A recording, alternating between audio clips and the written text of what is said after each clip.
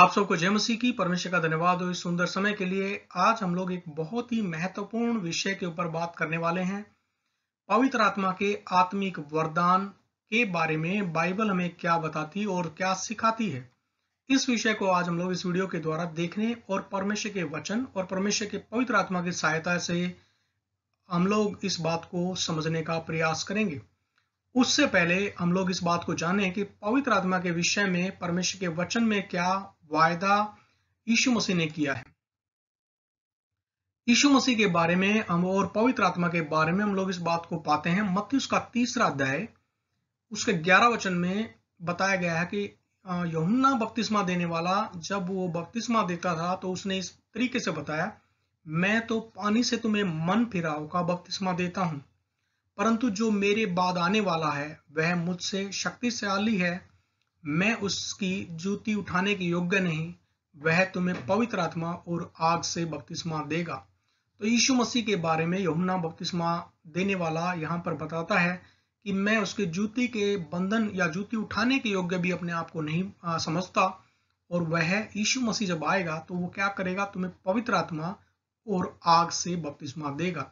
अब पवित्र आत्मा और आग, इसके विषय में हम लोग जानते हैं। आग का जो स्वभाव है, आग का स्वभाव जलाना होता है।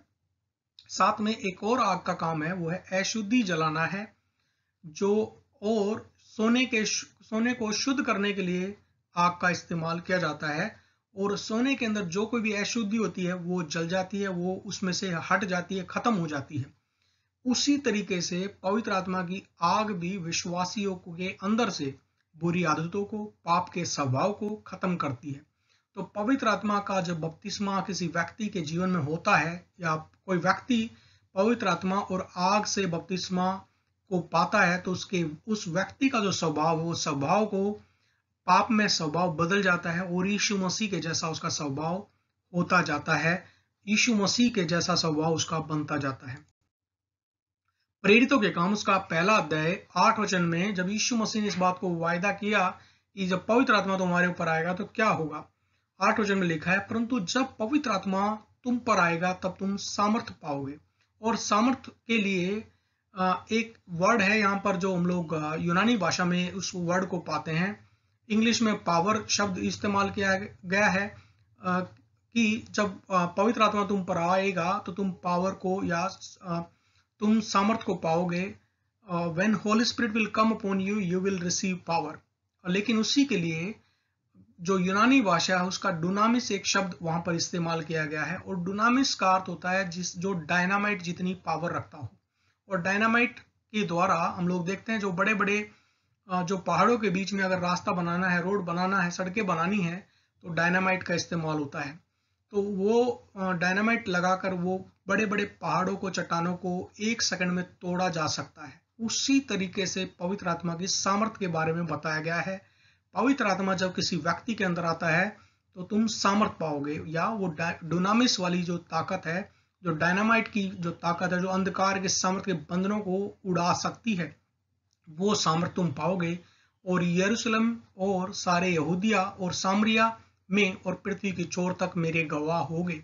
यरूशलेम का अर्थ है सबसे पहले आप अपने परिवार में यीशु के गवाही आप दोगे। उसके बाद यहूदिया का अर्थ है आपके आस पड़ोस में, आपके आस पास के एरिया में। उसके बाद सामरिया का हो सकता है ये आपका घर, यरूशलेम आपका घर है, ये आपका आस पड़ोस है, आपके रिश्तेदार हैं और सगे संबंधी हैं। सामरिया आप हो सकता है आपका जो डिस्ट्रिक्ट है या स्टेट है, आपका जो जिला है, और या जो जहाँ जहाँ लोगों से आप मिलते हैं राज्य में और पृथ्वी के छोर तक, जहाँ जहाँ आपका इन्फ्लुएंस है, जहाँ जहाँ लोग आपको जानते पहचानते हैं, वहां आप यीशु मसीह के गवाह बनोगे।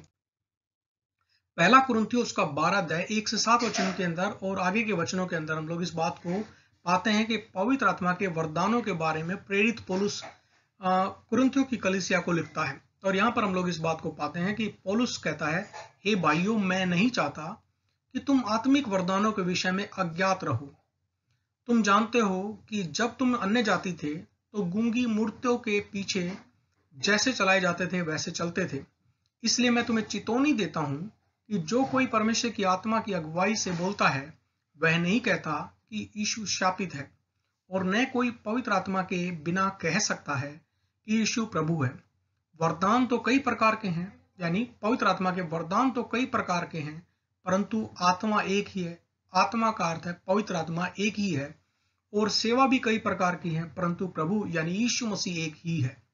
और प्रभावशाली कार्य कई प्रकार के हैं, परंतु परमेश्वर एक ही है। तो यहाँ पर हम लोग इस बात को देखते हैं, फिर से त्रिएक परमेश्वर के बारे में देखते हैं। पवित्र आत्मा एक ही है, प्रभु यीशु एक ही है और परमेश्वर एक ही है, और जो सब में हर प्रकार का प्रभाव उत्पन्न करता है, किंतु सबके लाभ पहुंचाने के लिए हर एक को आत्मा का प्रकाश दिया जाता है।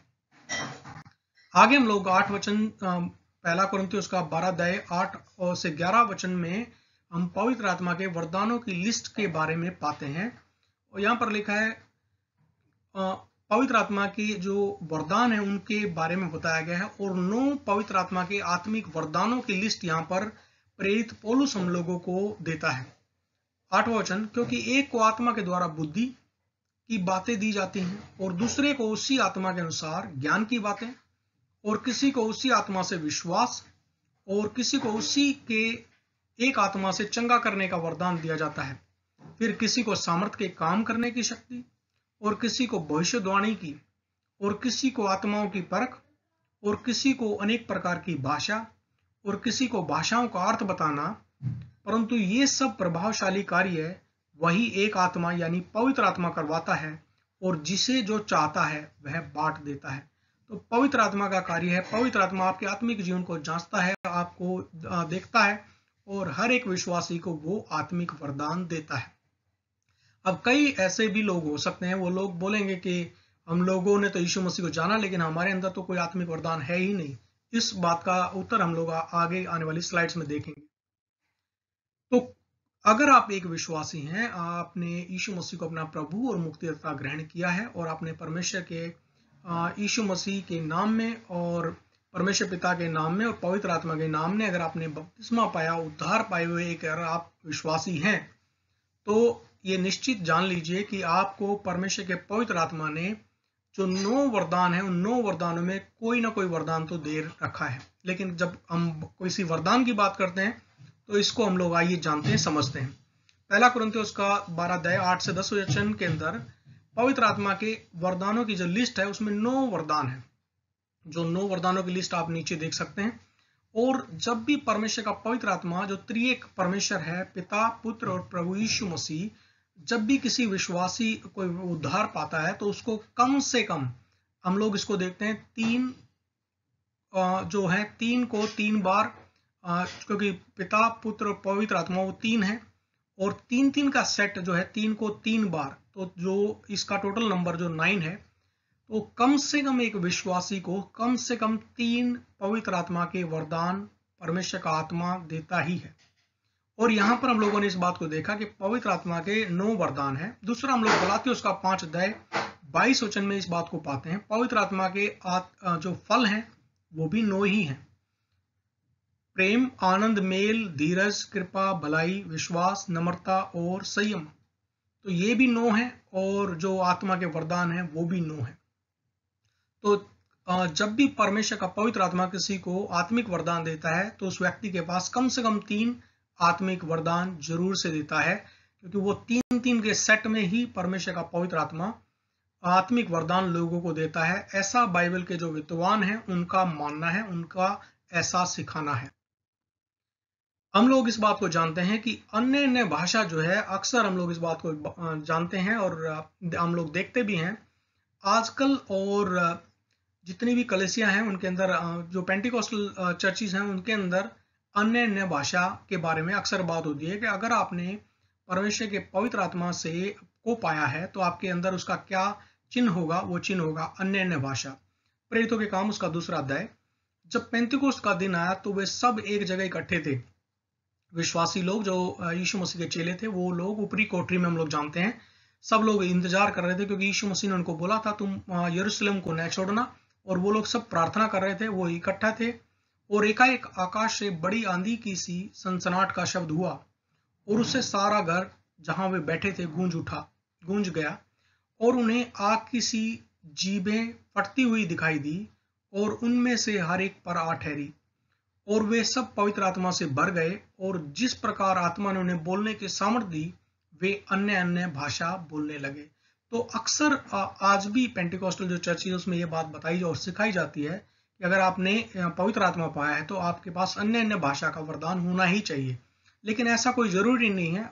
बहुत अच्छी बात है अगर आपके पास अन्य अन्य भाषा का वरदान है, क्योंकि अन्य अन्य भाषा बोलने वाला व्यक्ति जो है वो परमेश्वर से डायरेक्टली बात करता है। परमेश्वर की गुप्त बातों को वो परमेश्वर से बताता है, परमेश्वर के से वो डायरेक्टली बात कर सकता है। लेकिन सिर्फ ये एक अन्य अन्य भाषा किसी व्यक्ति के पास नहीं हो या एक एक अन्य अन्य भाषा का वरदान किसी के पास हो, इतना ही काफी नहीं है। आजकल हम लोग कलीसिया के अंदर इस बात को देखते हैं कि जो पेंटिकोस्टल जो चर्चेज हैं, पेंटिकोस्टल जो चर्च हैं, वहां पर सिर्फ अन्य अन्य भाषा को प्रमोट किया जाता है। वो अच्छी बात भी है, उसमें कोई प्रॉब्लम नहीं है, लेकिन सिर्फ अन्य अन्य भाषा नहीं, लेकिन उसके साथ में और भी आत्मिक वरदानों के लिए प्रेरित पौलुस बोलता है कि तुम आत्मिक वरदानों की धुन में रहो। तो परमेश्वर का वचन हमें सिखाता है, पहला कुरिन्थियों का 12 अध्याय 8 से 10 वचन में हमने 9 आत्मिक वरदानों के बारे में पढ़ा, और ये 3-3 करके आत्मिक वरदानों को हम लोग देखते हैं। ये 3, उसके बाद 3 और उसके बाद 3। तो परमेश्वर का पवित्र आत्मा कम से कम किसी व्यक्ति को, विश्वासी को 3 पवित्र आत्मा के वरदान देता ही है। अगर आपके पास अन्य अन्य भाषा है तो आप उसके साथ में और वरदान के लिए परमेश्वर के पवित्र आत्मा से प्रार्थना कर सकते हैं, या आप एक्सप्लोर कर सकते हैं कि और कौन सा वरदान परमेश्वर ने आपको पहले से दिया है। तो इनकी कैटेगरीज को पहले हम लोग जान लेते हैं, समझ लेते हैं। तो पहला जो 3 का जो सेट है उसमें हम लोग इन को जो मेन कैटेगरीज हैं वो है प्रकाशन के वरदान। ये प्रकाशन के वरदान है, बुद्धि का वचन, ज्ञान का वचन और आत्माओं की परख।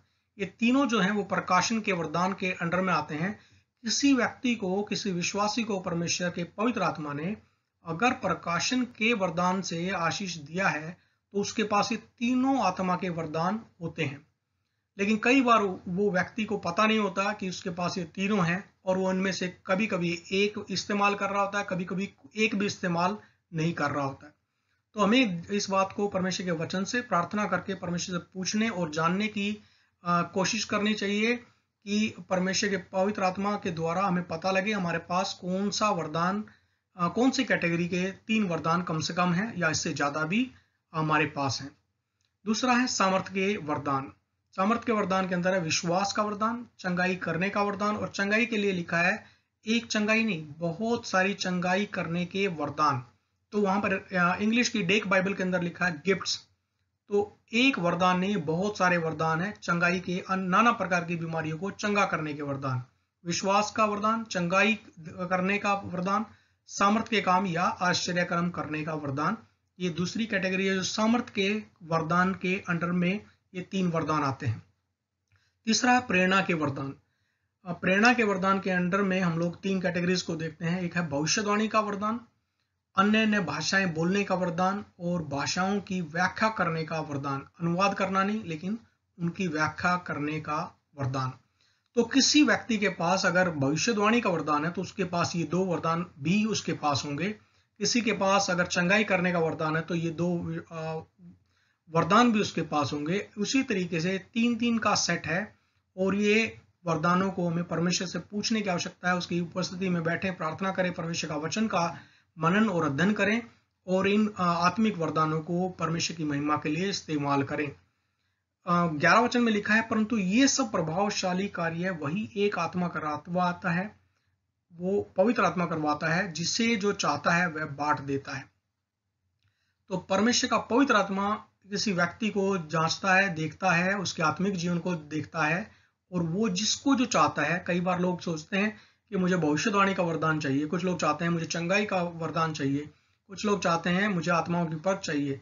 लेकिन परमेश्वर का पवित्र आत्मा किसी भी एक व्यक्ति को सारे वरदान नहीं देता, क्योंकि वो चाहता है कलीसिया में सारे लोग मिलजुल कर एक देह के रूप में कार्य करें, और वो चाहता है कि हम सब लोग मिलें, और ये सारे के सारे 9 आत्मिक वरदान कलीसिया के लोगों के पास होने चाहिए। हमें इनके लिए प्रेरित पौलुस प्रेरित करता है कि हम लोग आत्मिक वरदानों की धुन में रहें। तो हमें परमेश्वर से प्रार्थना करने की आवश्यकता है, और इन वरदानों को जानने की आवश्यकता है, और उनको परमेश्वर की महिमा के लिए इस्तेमाल करने की आवश्यकता है। अगर आपको इन वचनों के द्वारा आशीष मिली है और आप इस तरीके की और वीडियो पाना चाहते हैं जहाँ पर आप नए नियम और पुराने नियम की अलग अलग शिक्षाओं को सही तरीके से समझें, सीखें। तो आप YouTube चैनल को लाइक, शेयर, सब्सक्राइब करना ना भूलें। परमेश्वर आपको, आपके परिवार को, आपके कलीसिया को बहुतायत से आशीष दे। जय मसीह की।